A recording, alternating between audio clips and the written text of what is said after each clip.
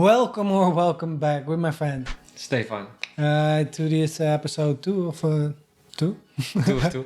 Asian Buzz Weekend, I guess. Somebody recommended it to us yesterday or just a few minutes ago. We saw the English one about people, and now we're going to see can they speak their own language or Tagalog. You think they will do better on this one? I think it's going to be the same as the other one. A lot of taglish. Yeah. If they're going to do a pure Tagalog one, and that's the main goal, they're going to struggle. It's so implemented to throw in English words. I think they're going to struggle. Especially the millennials. I think maybe the older generation has. I think you're right. Okay. Hopefully we see some different generations speaking. Yeah. Okay, let's go. Let's go!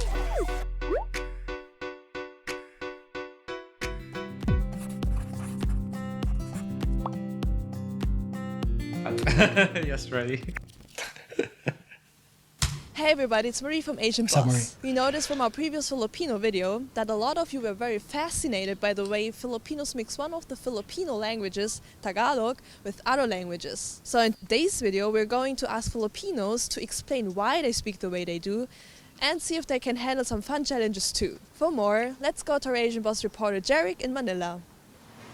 So sa tingin mo, gaano kadami anong porsyento ng mga Pilipino yung fluent talaga sa pag-Ingles? More than 2/3, I think, Alright, fluent. then 60% ng mga Filipinos. Siguro mga more than 50% kasi halos lahat naman nakapag-aaral and natutunan naman nila yan sa environment. the other video was Diba all sa over the Philippines, place. ang official language natin na English and Philippine. So sa'yo, personally, ano yung language na madalas mong gamitin sa pang-araw-araw? Pag nandito ako, syempre mostly Tagalog. I think preferred language ko talaga Mostly English. Tagalog, When talking Taglish. with my local friends, Tagalog.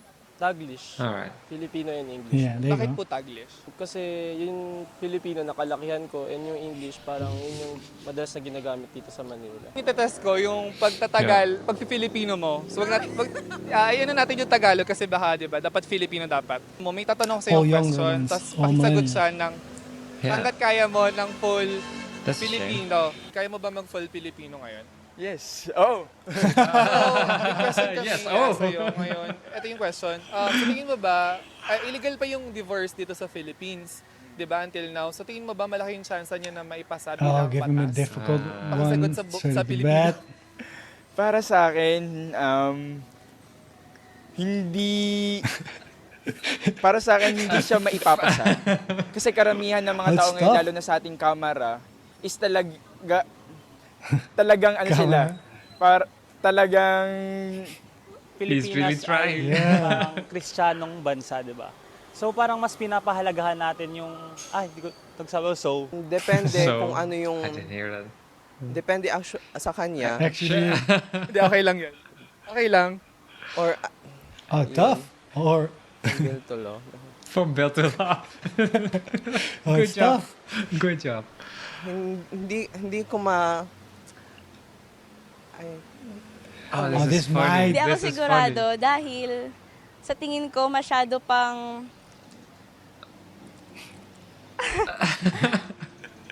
Dot Ay, like that. hindi.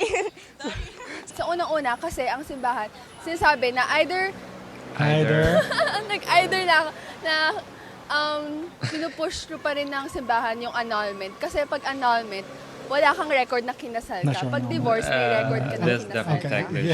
So, yun yung sabi. Kasi sabi ng professor ko, ang Holy Spirit. Does he understand? He's Tagalog ng speaking Holy so much Spirit. English. Pakiramdam ko ang diborsyo na iniimplementa ng ating gobyerno ay hindi okay. Hindi okay. Para sa'yo, gano'n kahirap tong Just before we go on, I think it also, like we said, another one, it also might be cherry picking because I see a lot of millennials and not all of the.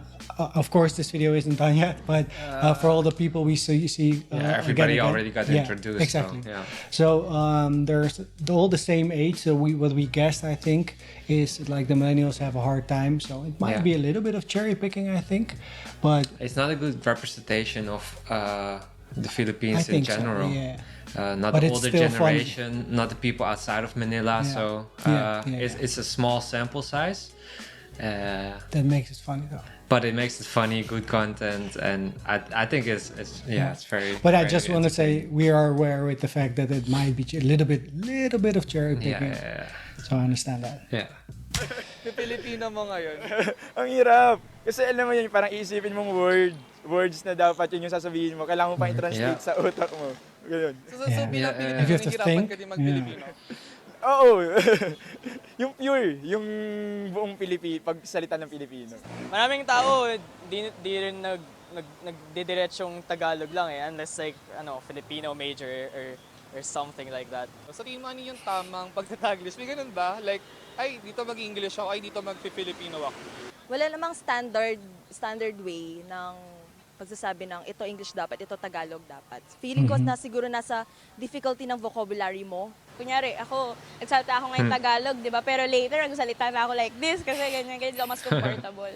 I think wala naman siyang sinusunod na rules or combination na para masabing Taglish talaga yung sinasabi mo. Basta you switch from English to Tagalog and then naintindihan nung kinakausap mo. I think that is good enough. Sa tingin mo, bakit parang nagiging mainstream or parang nagtitrend yung paggamit ng English dito sa Philippines? I think nagiging trend siya kasi first of all, maganda yung education natin. And also because we are colonized by Americans, so I think like magandang factor yun. At siguro influence din ng social media. And siguro dahil nasa millennial age tayo, masyado nating ina-embrace yung ibang culture like Western culture. Siyempre sa mga napapanood din natin, sa television, sa mga newspapers. Pag sa school, di ba, usually sinasabi nila, dapat English speaking. So pag elementary, di ba mayroon silang rule na dapat English lang, ganyan. Pero kapag nasa bahay, Filipino magsalita ang mga magulang. So parang naguguluhan yung cognitive development natin. Kapag nag-English ka, parang mas mataas yung level mo kaysa sa doon sa hindi nag-English. Kasi if you would talk straight na Tagalog, parang hindi ganon ka up-to-date or modern. Marami tayong mga provinces and maraming ethnic groups. Siguro, I think mga more than 100 language and dialects ang meron dito sa Philippines.